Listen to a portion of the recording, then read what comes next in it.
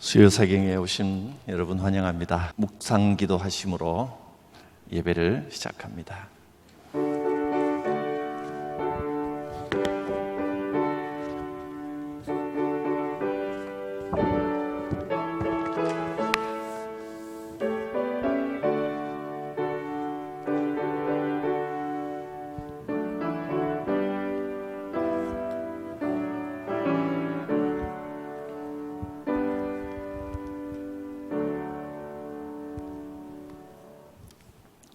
하늘이 하나님의 영광을 선포하고 궁창이 그의 손으로 하신 일을 나타내는도다.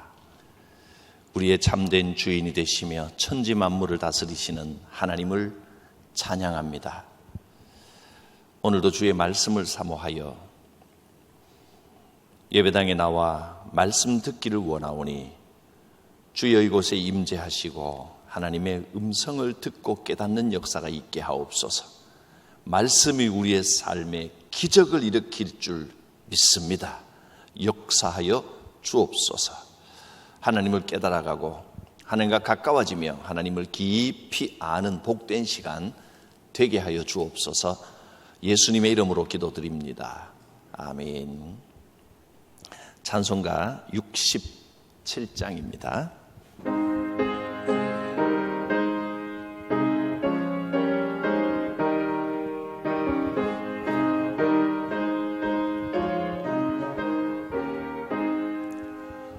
영광의 왕께 다 경배하며 그 크신 사랑 늘 찬송하라. 예부터 영원히 참방패시니 그 영광의 주를 다 찬송하라. 능력과 은혜 다 찬송하라. 그 옷은 햇빛 그 집은 궁창 그늘의 소리로 준호하시고 폭풍의 날개로 달려가신다.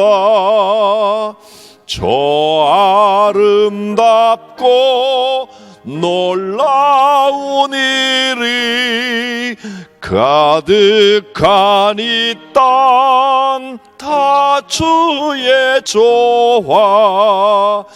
그 힘찬 명령에 더 잡히나니 저 푸른 바다는 옷자락이라. 질그릇같이 연약한 인생 주 의지하여 늘 강건하리. 온 백성 지으신 만왕이시니 그 자비 영원히 변함없어라.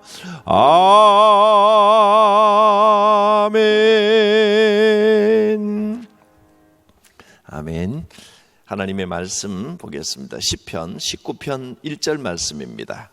여러분이 가지신 교재에 제일 위에 제2과에 말씀이 나와 있습니다. 함께 1절 말씀 같이 읽겠습니다. 시작. 하늘이 하나님의 영광을 선포하고 궁창이 그의 손으로 하신 일을 나타내는도다. 아멘.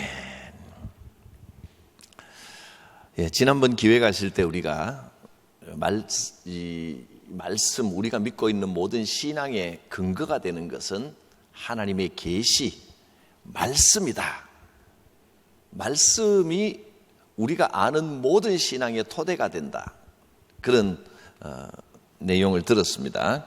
그래서 무엇보다 계시라고 하는 말을, 믿음에는 이 계시가 가장 중요하고 첫 번째로 알아야 될 내용이다 하는 것을 배웠습니다. 오늘은 하나님에 관해서, 우리가 계시를 통해 알 수 있는 것은 하나님입니다. 하나님의 뜻, 하나님이 어떤 일을 행하시고 그 안에 하나님의 뜻과 행하심 안에 예수님과 성령님, 우리를 구원하시고, 하나님께서는 모든 것을 섭리하시고 작정하시고 운영하시는데, 그 안에, 하나님의 뜻 안에 예수님이 우리를 구원하시고 성령님이 우리를 도우시고, 보혜사로 내 곁에서 지금 도우시고, 이런 내용이 다 포함되어 있습니다. 그래서 이 교재를 보시면 순서가 1과 계시, 2과 하나님, 그 다음에는 이제 여기 인간이 들어갑니다. 왜냐하면 인간이 어떤 존재인지를 알아야만 예수님이 왜 우리에게 꼭 필요한지를 알 수 있기 때문입니다. 목차도 중요합니다. 이과 인간이 빠져버리고 하나님, 예수님, 성령님, 이 다 좋은 이야기잖아요. 하나님이 우리를 인도하시고 섭리하시고 다 계획하시고, 그 다음에 그래서 우리를 구원해 주시고 또 도와주시고, 다 좋은 이야기인데 이러다 보면 자칫하면 이게 어떤 위험이 있냐면, 인간이 빠져버리면 이 영광의 신학으로 빠져버립니다. 중세시대의 신학이 이런 신학이었습니다. 신학이라는 말이 조금 어색할 수는 있지만, 신앙이라는 말보다 신앙은 우리가 믿고 있는 바인데 이것을 그 토대가 되는 것이 신학입니다. 이게 무슨 단순히 어떤 학문 이런 것만 말하는 게 아니고, 이 신학이 어떠냐에 따라 우리 신앙 형태가 참 많이 달라지거든요. 인간이 어떤 존재인지를 모르면 영광의 신학이 되어버립니다. 그러니까 영광의 하나님, 영광의 예수님만 바라보고, 마치 제자들이 예수님께 물었던 것처럼 우리도 주님이 영광을 얻으실 때 우리도 한 자리 좀 얻게 해주십시오, 이 영광만 자꾸 추구하게 되는데, 사실은 예수님은 영광을 통해서, 이 영광 받으심을 통해서 우리에게 오시고 구원하신 게 아니라, 사실은 대속, 즉 고난과 죽음을 통해서, 이 고난의 신학이 있어야 된단 말이에요.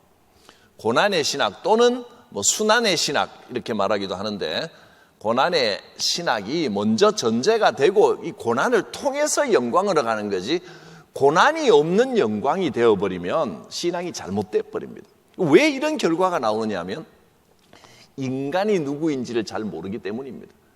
그래서 신앙생활을 하는데 자꾸만 영광의 신앙생활을 하려고 하는 겁니다. 내가 사람들에게 인정받고, 내가 뭔가를 잘하고 있고, 내 힘으로 뭔가 할 수 있고, 내가 열심히 봉사하면 뭐가 하나님께 도움이 되고, 이런 쪽으로 자꾸 착각을 합니다. 여러분, 진짜는 영광만을 추구해서 되는 게 아니고, 인간이 누구인지를 알면, 인간은 어떤 존재입니까? 인간은 구제불능입니다. 정말 안 되는 존재입니다. 그래서 이것을 전적인 타락이라고 말합니다. 전적 타락. 인간은 완전히 타락해서 완전히 죄 가운데 있기 때문에 대속이 아니면 인간이 자기가 뭘 잘해서는 어떤 것도 할 수 없다는 겁니다. 그래서 우리가 이과에서는 인간을 반드시 다루어야 됩니다. 그래야 예수님이 왜 필요하고, 계속해서 구원받은 우리에게 왜 보혜사 성령님이 계속 우리를 도와주셔야 되는지를 알게 되는 겁니다. 그래서 3과로 가면 이제 인간이 나오는 겁니다. 이 목차 자체를 기억하시면 신학의 기본이 딱 잡힙니다. 이 목차가 이과 인간이 빠져버리고 하나님, 예수님, 성령님 좋은 이야기만 자꾸 가다 보니까 영광의 신학으로 빠져버리는 위험이 있고, 실제로 우리가 신앙생활하는 모습을 보면 어떻습니까? 기도를 하는데도 하나님, 나는 아무것도 아닙니다, 하나님 앞에서 인간의 나약한 이 죄악을 고백하는 게 기도인데도, 기도한다고 하면서 우리는 자꾸 자기의 공을 쌓으려고 합니다. 왜 그러냐? 인간에 대한 이해가, 내가 누군지를 모르기 때문입니다. 대속의 신학. 그래서 인간이 이 구원을 받으려면 반드시 예수님이 고난을 받고 죽으시는 고난을 통해서 영광이 온다는 것을 알아야 됩니다. 이렇게 이제 그 목차가 구성이 되어 있고요. 그래서 오늘은 이제 하나님이 어떤 분이신가 이 부분을 살펴봅니다. 여기서도 제일 전제가 되는 것이 뭐냐면 인간의 지혜로는 하나님을 알 수 없다. 이것이 기본입니다. 그래서 뭐가 필요합니까? 인간의 지혜로 하나님을 알 수 없기 때문에 반드시 있어야 되는 게 뭐예요? 계시입니다. 인간은 오직 하나님이 열어 보여주신 것만 알 수 있는 것이지 내 스스로 내 지혜로 하나님을 찾아가고 깨달아간다라고 하는 건 안 되는 겁니다. 모든 종교들이 종교라고 다 기독교 외에 다른 종교가 다 나쁜 건 아닙니다.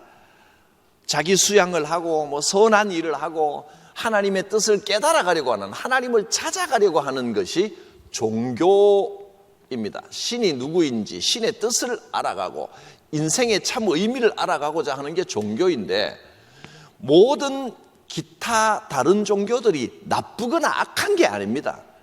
악한 거하고 잘못된 거, 길을 잘못 든 거하고는 다른 겁니다. 다른 종교인들이 다 나쁘다, 악하다, 사탄의 졸개들이다 이렇게 생각하는 거는 이건 좀 무리가 있습니다. 그러나 잘못 알고 있는 겁니다. 잘못 알고 있는 겁니다. 뒤에도 나오겠지만 우리는 이제 이런 의미에서 이게 우리가 생각하는 보통 죄악, 이게 다른 종교를 믿는 것이 못됐다, 나쁘다 이런 의미라면 그건 악한 게 아닌데 사실은 성경이 말씀하시는 죄, 악은 뭐냐 하면 나쁜 짓을 하는 게 죄가 아니라 하나님을 의지하지 않고 인간이 자기를 의지하려고 하는 것이 죄요 악입니다.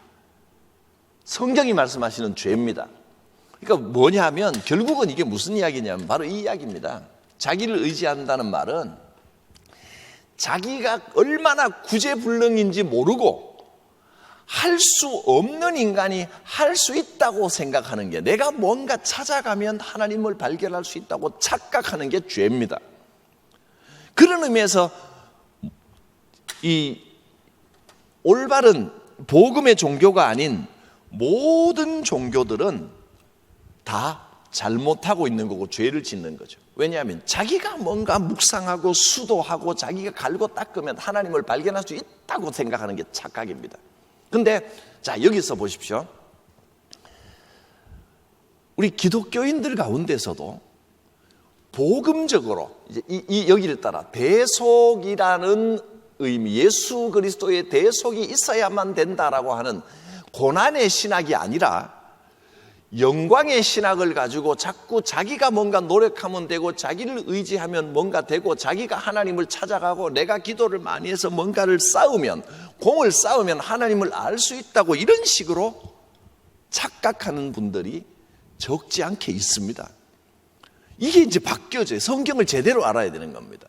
그건 뭐냐면 기독교라는 이름으로 예수님을 믿는 게 아니라 자기 종교를 지금 믿고 있는 겁니다. 내가 하나님 찾아갈 수 있다.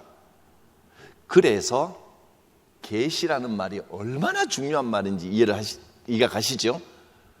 오직 계시를 통해서만 하나님을 알 수 있다. 자, 기초교리, 하나님에 대한 기초교리 1번의 선언입니다.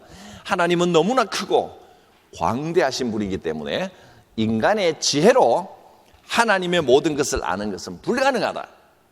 거기다가 계시라고 적어주시면 됩니다. 오직 계시를 통해서만 이 영적인 진리를 깨달아갈 수 있습니다. 자, 두 번째, 하나님은 어떤 분이시냐면 하나님은 홀로 완전하신 유일신이시다. 하나님은 한 분 유일하신 하나님이시다. 사실 이게 당연한 이야기 같은데 이게 얼마나 엄청난 이야기냐 하면 성경이 기록되던 그 시대 사람들 머릿속에는 유일신이 한 분만 존재한다는 건 상상도 할 수 없는 일이었습니다. 이 성경이 하나님을 한 분으로 선포하는 것, 그것도 그 고대 시대에 하나님을 한 분으로 선포하는 것은 굉장히 놀랍고도 이건 인간에게서 나온 생각이 아니다, 하나님의 계시다라고 밖에 말할 수가 없는 겁니다. 성경의 배경이 되는 지역을 잠깐 한번 살펴보겠습니다. 제가 지도를 화면에 갖고 왔는데, 화면에 이 PPT 좀 띄워주시죠.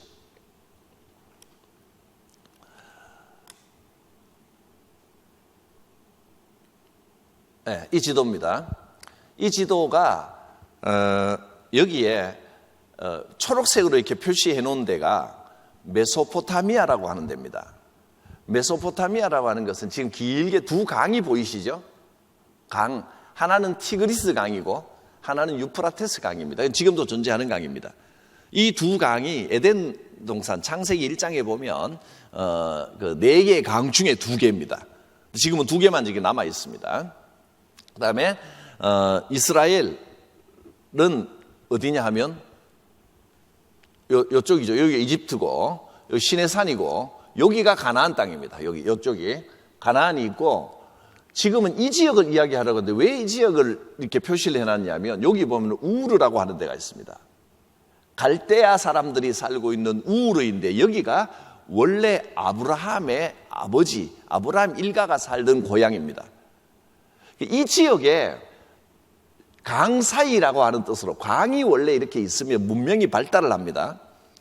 메소포타미아라고 하는 것은 두 강 사이를 말하는 겁니다. 여기에 굉장히 도시 문명이 많이 발달을 했습니다. 여기서 아브라함이 부르심을 받고 올라가서 하란에 거하다가 다시 이제 이 가나안 쪽으로 내려왔죠. 여기에서 그러니까 아브라함이 원래 살았던 이 지역이 굉장히 문명이 발전한 지역입니다. 이 지역의 연대를 한번 보면요, 무려 이 지역에서 놀라운 문명이 발견이 되었는데, 이 지금 보는 이것은 이 에누마 엘리시라고 하는 1820몇 년도에 탐험가가 바로 이 지역에서 발견한 겁니다. 이 지역의 문명이 기원전 3200년에서 2350년 사이에 수메르 문명이 발달합니다. 수메르라고 하는 나라. 기원전 3000년 그러니까 느낌이 잘 안 오시죠? 언제쯤인지. 이때가 언제냐 하면 우리나라가 고조선이 처음 성립이 된 게 기원전 2333년입니다.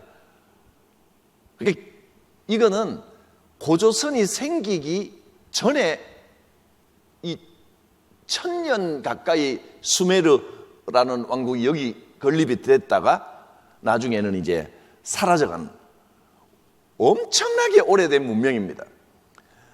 아브라함이 하나님의 부르심을 받은 게 언제냐 하면 2100년도입니다.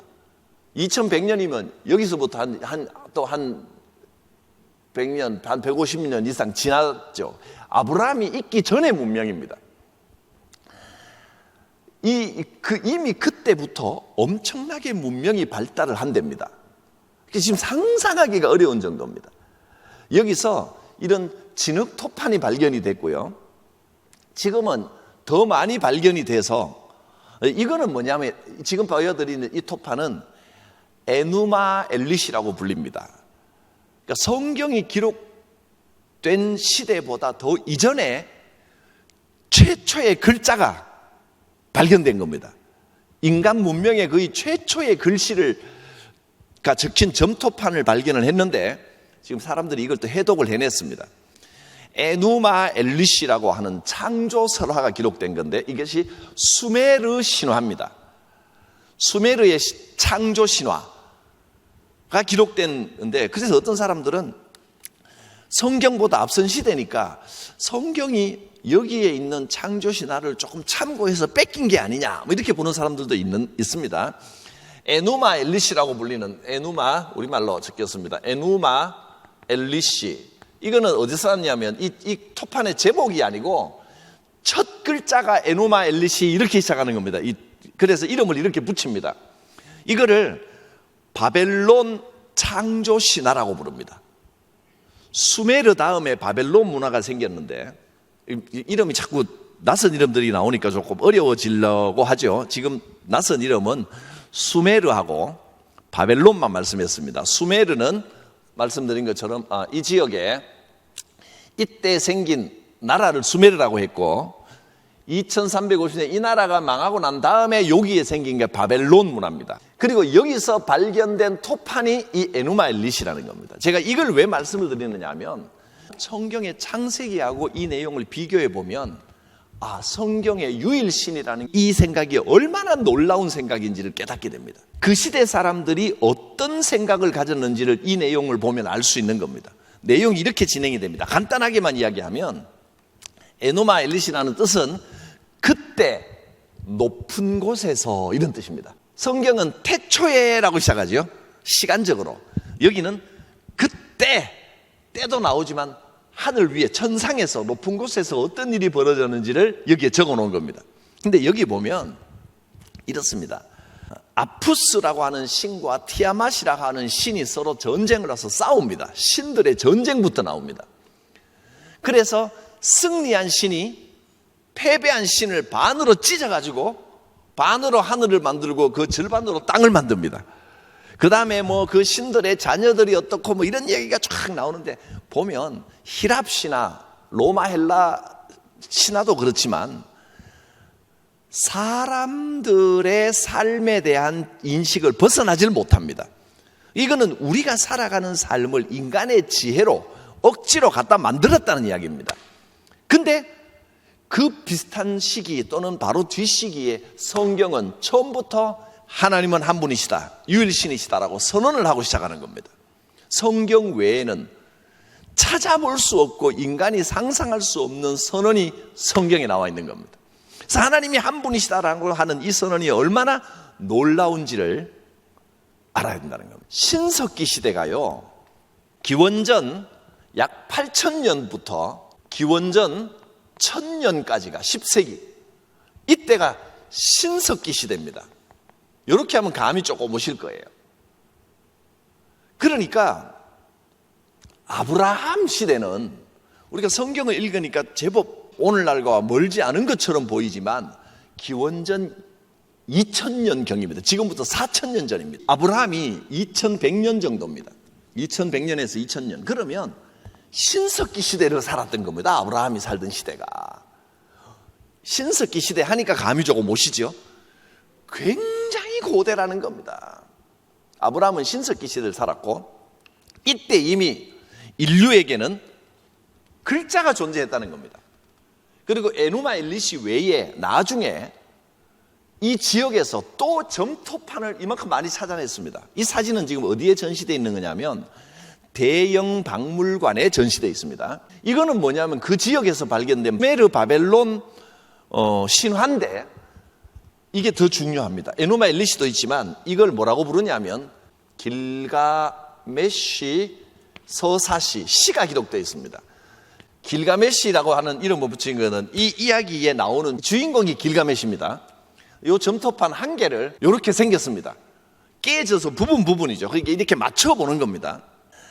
여기에는 어떤 내용이 나오냐면 길가메시 서사시는 이런 겁니다. 길가메시는 BC 2700년 126년 동안 다스렸다고 하는데 그 내용에 보면 그 왕에 대한 이야기가 전설이 돼서 구전이 되어 내려왔는데 무려 BC 2000년경입니다. 그러니까 인류의 문화가 우리는 석기시대 그러면 아무것도 없고 돌만 있는 것처럼 생각하는데 이미 성경시대에 인간의 문명이 얼마나 발전했는지 알 수 있는 대목입니다. 글자까지 있었다니까요. 그때 이미. 그리고 나중에 한 시인이 길가메시 전설을 편집을 했습니다. 자, 여기 제가 참고로 연대를 적어놨습니다. 노아의 홍수는 이전에 일어났습니다. 이 길가메시가 주목을 받은 게 뭐냐면 길가메시가 12개의 돌판이 있는데 11번째 돌판에 홍수 이야기가 기록되어 있습니다. 노아라는 이름은 안 나오는데 다른 이름인데 이 세상에 뒤엎는 홍수가 있었다. 그래서 사람들이 학자들이 뭐라고 하느냐면 성경 기록 시기보다 성경은 언제 기록됐냐면 주로 이제 모세가 구전해 내려오던 것을 편집해서 기록했다고 생각하잖아요. 1500년경입니다. 그리고 어떤 학자들은 나중에 포로기에, 그러니까 기원전 한 500년경에 모세오경이 완성되었다 이렇게 말하는 사람도 있는데, 그러니까 사람들 사이에는 홍수 이야기가 나오니까 성경이 홍수 이야기를 뺏긴 게 아니냐 이렇게 주장하는 사람들도 있습니다. 근데 사실은 이렇게 생각하면 홍수가 진짜로 있었기 때문에 이 책에도 홍수 이야기가 나오고 저 책에도 홍수 이야기가 나오는 겁니다. 그렇게 이야기하면 간단한 건데, 아무튼 이 고대의 이 길가메시 서사시에도 홍수 이야기가 성경과 이름은 다르고 등장인물은 다른데 내용은 성경과 거의 비슷합니다. 뭐 까마귀를 날려보내고 비둘기를 날려보내고 이런 이야기까지 나옵니다. 방주를 만들어서 떠돌다가 어디 앉아가고 이런 이야기까지 나옵니다. 이 길가메시 서사시라고 하는 게 있다. 길가메시 서사시는 여기까지만 이야기할 텐데 내용을 간단하게만 소개를 해드릴게요. 이제 길가메시의 시작입니다. 길가메시의 행적을 고하노라. 길가메시, 이 세상 모든 걸 알고 모든 일들을 경험했던 사람, 모든 문제에 현명했던 사람, 이렇게 이제 길가메시에 대한 영웅담이 여기에 기록이 되어 있습니다. 뭐 그 이야기가 실제 인물에 대한 묘사라기보다 길가메시는 실존 인물입니다. 근데 그 왕에 대한 이야기가 전설처럼 내려오는데, 그 우르크에 성벽을 지었고 그 성벽이 우르크의 유적터가 지금 남아 있습니다. 근데 길가메시가 나중에는 교만하여져서 사람들에게 횡포를 부립니다. 그리고 너무 못 살게 구니까 신이 길가메시를 이제 나무라려고 누군가를 보내는데 길가메시가 또 중간에 깨닫고 또 다른 여정을 하게 되는데, 지금 우리가 알고 있는 이 바벨로니아의 이 지구라트라고 말하죠. 지구라트가 길가메시와 연관된, 길가메시가 신을 뭐 숭배하던 뭐 그런 유적지입니다. 이게 이제 다 요 우르 요 바벨론 그 유적들입니다. 신이 반신반인 엔키도라고 하는 존재를 길가메시에게 내려보냈는데 둘이 또 나중에는 뭐 또 의형제가 되고 그래서 그러니까 뭐 이런 등장인물들이 나오는데 핵심은 이겁니다.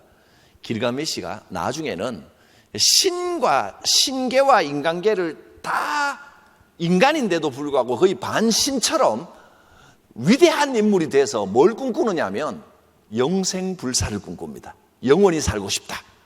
그래서 그 비밀을 찾아 떠나는데 지친 몸을 이끌고 세상 끝까지 여행을 하면서 영원히 살 수 있는, 그러니까 동양이나 서양이나, 동양에는 진시황이 영생불사를 누리려고 찾아다녔는데 길가메시 서사시가 결국은 온갖 고난을 겪으면서 영원한 생명을 찾아다니는, 어떤 느낌이 드냐면 딱 이런 느낌입니다. 다른 종교들이 하나님을 알고 하나님의 나라를 누리기 위하여 이렇게 고단하게 여행을 하며 뭔가 영원한 생명을 찾으려고 했다는 걸 알 수 있습니다. 길가메시의, 제가 나름대로 볼 때 길가메시의 결론이 뭐냐면 이겁니다. 아무리 뛰어난 영웅도 인간은 인간이다. 죽어야 된다. 그래서 저는 길가메시 서사시를 보면서 굉장히 의미가 있다고 생각하는 게, 이 땅에 잘못된 모든 종교, 악한 종교가 아니고 복음을 알지 못하고 엉뚱한 방법으로 영생을 추구하려고 하는 순진한 사람들의 잘못된 방법에 대한, 이것이 벌써 기원전 2000년, 지금으로부터 약 4000 몇백 년 이전에 처음부터 인간은 헛된 방법으로 영생을 찾으려고 했었다는 겁니다. 그게 사탄이 우리를 유혹하는 대표적인 방법입니다. 그게 이제 제가 처음에 이야기했던 영광의 신학, 고난의 신학, 여기에서 나오는 겁니다. 인간은 처음부터 끝까지 인류 역사상으로 영광의 신학을 찾아서 인간이 뭔가 내 주제를 모르고 내가 어떤 존재, 얼마나 구제불능이고 전적으로 타락한 존재인지를 모르고 자기 의지로 계속 영생을 찾고, 여기 뭐 하나님이라는 이야기는 안 나오지만 영생 불사를 추구한다는 게 하나님의 나라를 누리려고 하는 겁니다. 인류 역사는 계속해서 자기 의지로 영생을 찾으려고 하는 역사였습니다. 그러나 영웅도 반드시 죽어야 된다. 아무리 뛰어난 영웅도, 신계를 넘나드는 길가메시 같은 영웅도 영생을 누릴 수는 없다. 그것이 결론입니다. 그래서 3번, 하나님이 중심이란 걸 알아야 됩니다. 하나님은 천사와 인간과 세상 모든 만물을 지으신 분이시고 그 모든 것을 뜻대로 움직이게 하시는 제1원인이 되신다. 제1원인이라는 말은 모든 것이 하나님의 손 안에 있다. 하나님의 섭리대로 간다. 그런 뜻입니다. 네 번째, 하나님은 영이시니 하고 고백했습니다. 3차원적인 형체가 있는 것이 아니다. 3차원이라는 우리가 살고 있는 차원입니다. 1차원은 점과 선입니다. 점들이 모이면 선이 되는 게 1차원이고, 2차원은 평면이 2차원이고, 3차원은 입체가 3차원입니다.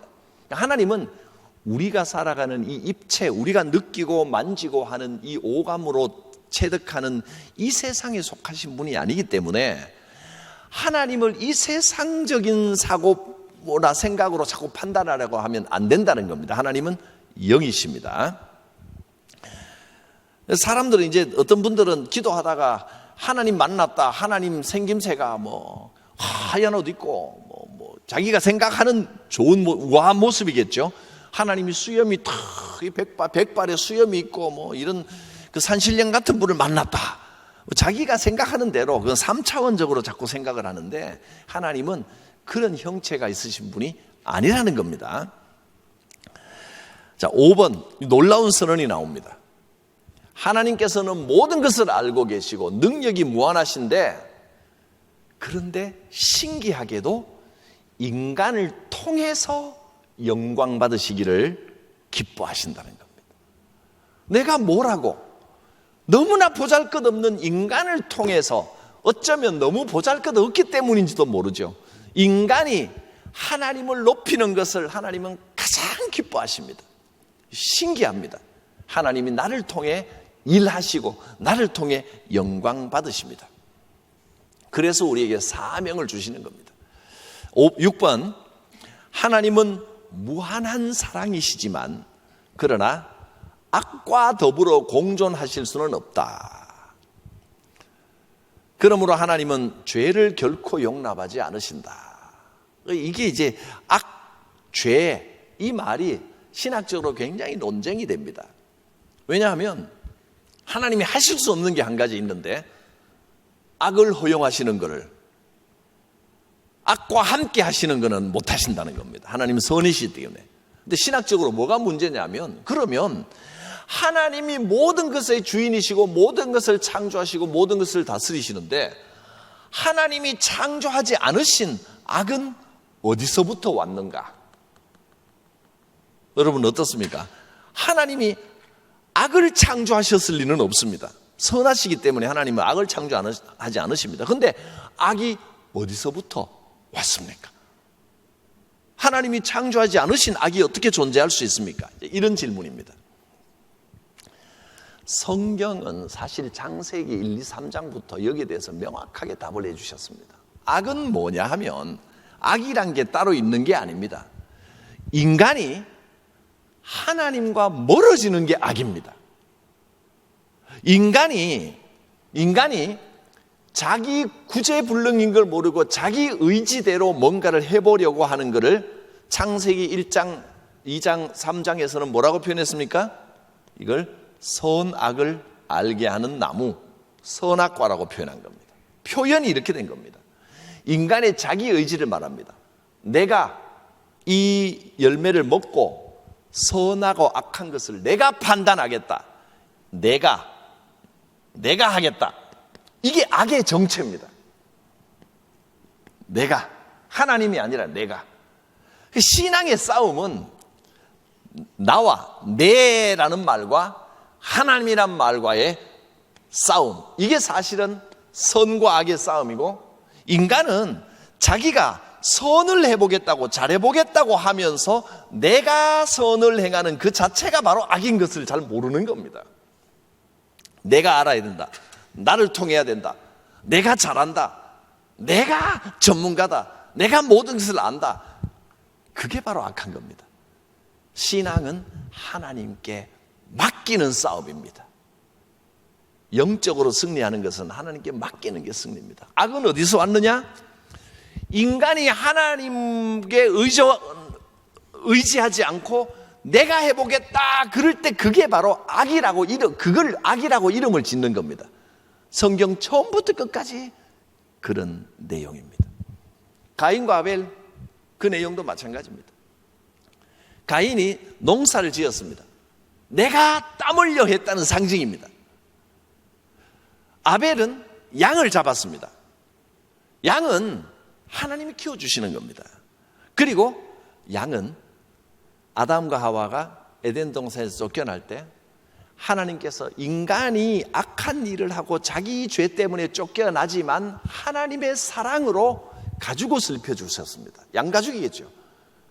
그러니까 양은 하나님의 사랑, 하나님께서 보살펴 주시는 것, 하나님을 의지하는 상징이 바로 양입니다.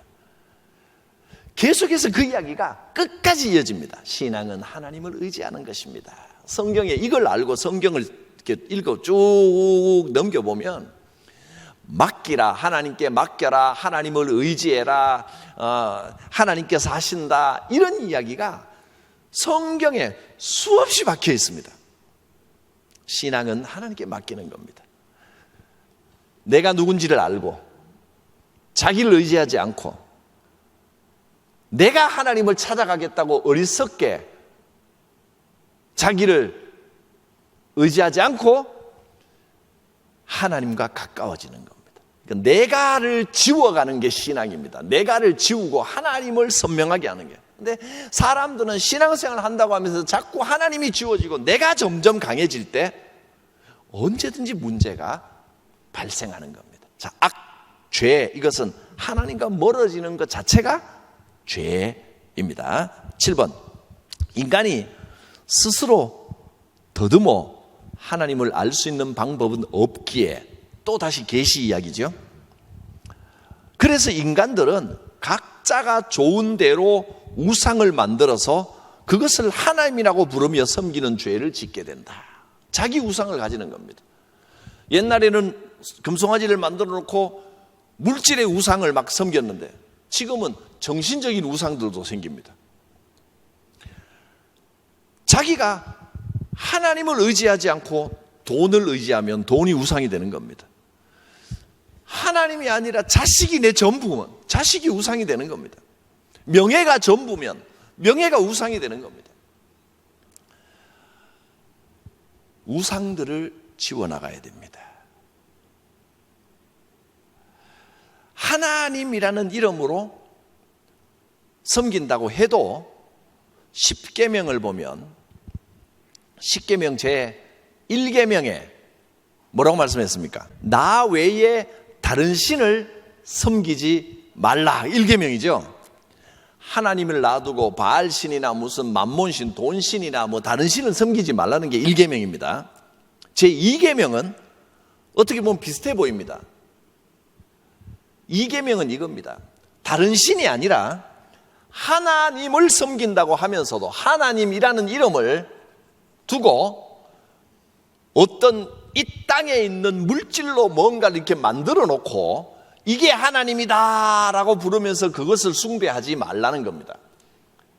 아론이 시내 광야에서 그런 잘못을 했습니다. 모세가 십계명을 받으러 올라갔을 때 아론이 백성들이 하도 모세는 어디 갔느냐, 우리 지도자가 어디 있느냐, 불안하다, 하나님은 눈에 안 보이시니까 하나님이 어디 계시냐, 우리에게 하나님 좀 보여달라, 그래야 안심을 하겠다. 그러니까 아론이 금들을 다 모아가지고 금송아지를 하나 만들었죠. 이게 하나님이다, 여기다 절하면 하나님 받으신다, 이런 제2계명을 저질렀단 말이죠. 그게 제2계명입니다. 아무리 하나님을 올바로 섬기겠다고 하지만 그리고 그 신학이나 교리가 잘못되지 않았다 하더라도 하나님을 3차원의 분이 아니시고 영이신 하나님은 영으로 섬겨야 됩니다. 3차원에 있는 우리 세계에 있는 어떤 물질에다가 대고 여기다가 절하면 된다, 이렇게 하는 것 자체가 죄고 우상이라는 뜻입니다. 그게 이계명입니다. 우리가 십자가를 걸어놓지만 마치 십자가 자체에 무슨 능력이 있는 것처럼 십자가 앞에 가서 기도하고 십자가를 만지면 병이 낫고 이렇게 생각하면 십자가가 우상이 되는 겁니다. 물질화시키면 안 됩니다. 그러니까 사람들은 이 유혹을 계속 받습니다. 자꾸 하나님을 물질화시키려고 합니다. 중세시대에 이 성경을 잘 모르니까 사람들이 이런 요구가 있는 거예요. 가능하면 자꾸 구체화시키고 싶은 거예요. 내 눈에 보이는 걸로 확인하고 싶은 거예요. 하나님은 내 마음대로 내 뜻대로 확인할 수 있는 분이 아닙니다. 언제나 내가 의지할 뿐입니다. 근데 하나님을 확인하고 싶은 욕구가 자꾸 있으니까 뭘 만들었냐면, 천주교는 성인들이 있잖아요. 성인들을 상징하는 상징물들을 자꾸 만듭니다. 그래서 거기다가 기도합니다.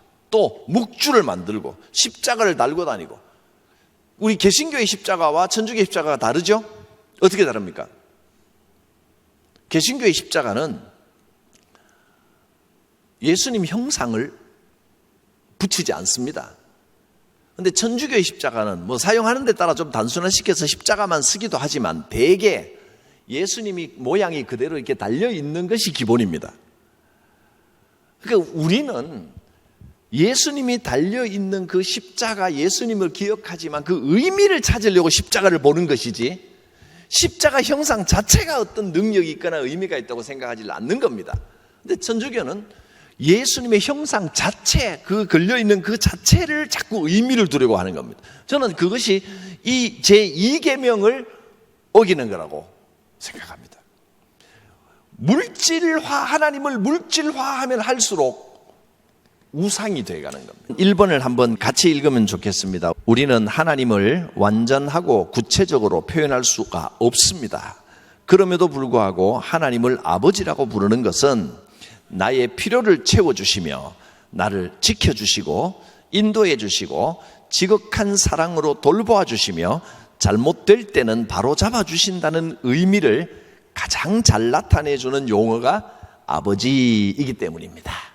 하나님이 내 아버지이신 것은 진짜로 아버지가 되어서라는 의미보다는 하나님은 이런 분이십니다라는 고백이 하나님 아버지라는 고백에 담겨 있는 겁니다. 하나님이 채우십니다. 하나님 지키십니다. 하나님이 인도하십니다. 하나님 나 사랑해 주십니다.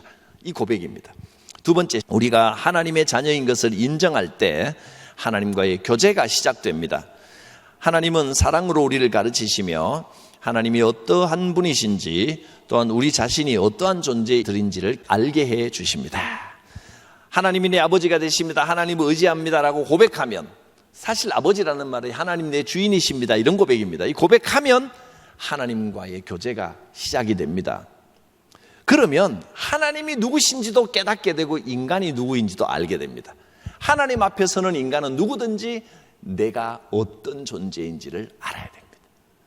아직도 자기 자신이 뭔가 할 수 있다고 내가 대단하다고 생각하는 사람들은 하나님 앞에 서지 않았기 때문입니다. 하나님 앞에 서면 설수록 그 빛에 비하여 너무나 부족한 내 자신을 보기 때문에 절대 교만할 수 없습니다. 하나님 앞에 서면 설수록 겸손해지는 것이 정상입니다. 하나님을 알아야 하는 이유, 첫째로 하나님께서는 우리가 하나님을 아는 것을 가장 기뻐하시기 때문입니다. 하나님을 아는 지식이 없으면 우리는 망합니다. 하나님을 알아야 우리가 복되게 살아갈 수 있고 어려움을 당해도 강하게 믿음으로 이겨낼 수가 있습니다. 자, 근데 하나님을 안다는 것이 머리로 하나님을 안다는 뜻이 아닙니다. 4번 같이 읽겠습니다. 하나님을 안다는 것은 지식적으로 하나님에 대해서 안다는 뜻이 아닙니다.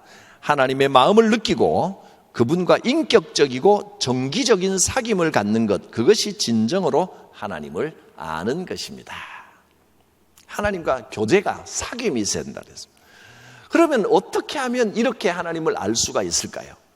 하나님을 알아가는 방법은 5가지, 1, 2, 3, 4, 5로 제가 이렇게 하면 하나님과 더 깊이 알아갈 수 있는 제일 좋은 방법이 됩니다 라고 제안을 드립니다. 첫째, 인정하십시오. 우리가 아무리 신앙 체험이 많고 우리가 지식이 많다 하더라도 하나님에 대해서 잘 알지 못한다는 것을 인정하고 겸손한 마음으로 하나님 앞에 나오십시오. 나는 하나님을 다 알 수 없습니다. 점점 더 내 일생 동안 하나님을 더 깊이 알아가기를 원합니다. 하나님 더 알기를 원합니다. 이렇게 인정하라는 겁니다. 두 번째, 거룩한 갈망을 가져야 됩니다. 이 세상 것보다 하나님이 더 귀하십니다. 이 고백이 있어야 된다는 겁니다. 같이 읽겠습니다. 하나님을 시작. 하나님을 아는 지식은 이 세상 무엇보다 중요하며 재물이나 명예보다 훨씬 더 귀한 것이므로 하나님을 알고자 하는 갈망을 가지십시오. 하나님을 아는 것은 여가 생활이나 취미가 아닙니다. 이런 갈망이 생겼으면 하나님, 나는 하나님을 알지 못합니다. 인정하고 하나님을 더 깊이 알아가기를 원합니다. 이것이 내 인생의 가장 중요한 것임을 고백합니다. 거룩한 갈망을 가지고. 세 번째, 기도하십시오입니다.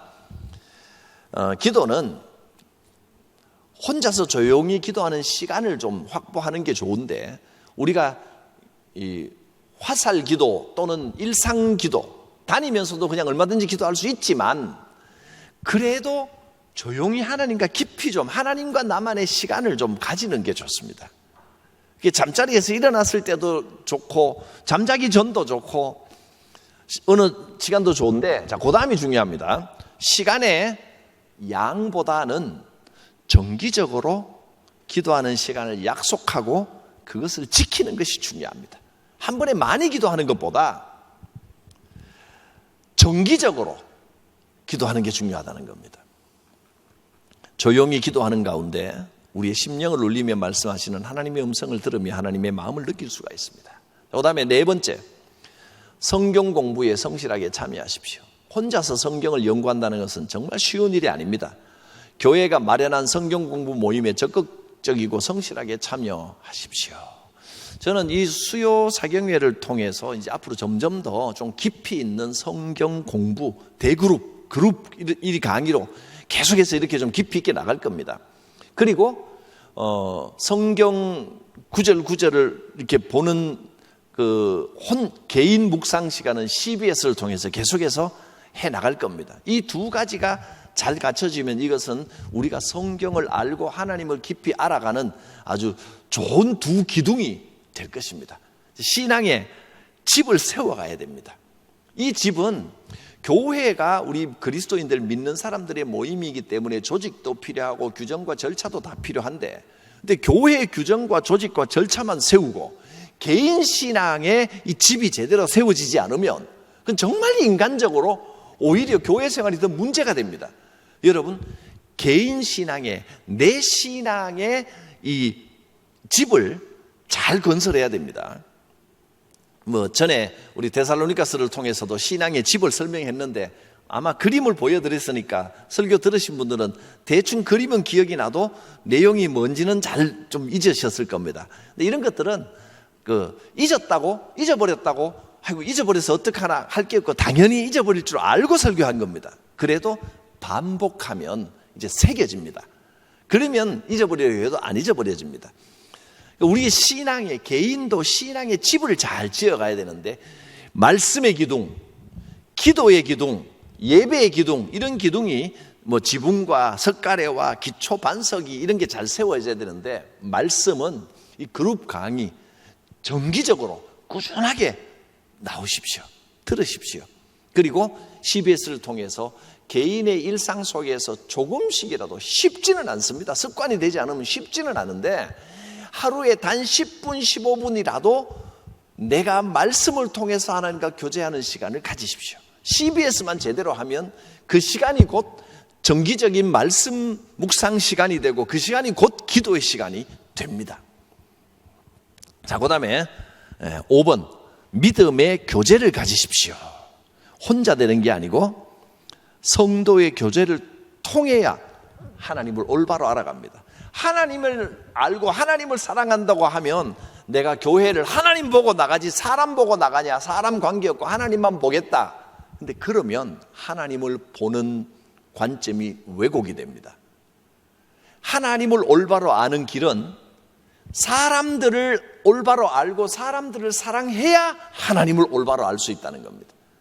그래서 이 십자가 모양이 참 그런 의미에서 만든 건 아니겠지만 이렇게 기억하면 참 의미가 있습니다. 십자가는요, 이렇게 생겼습니다. 하나님께 나아가는 사람은 사람과도 진실되게 교제를 해야 올바른 신앙이 이루어지는데 이 길이보단 이 길이가 더 길죠. 하나님과 관계가. 이게 참 의미 있는 상징적인 모델이라고 생각이 됩니다.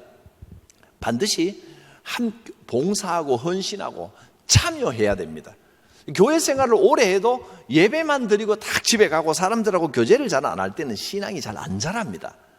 근데 뭔가 함께 일을 해보고 참여하고 성도들 간의 훈훈한 관계를 느끼면 신앙이 막 자랍니다.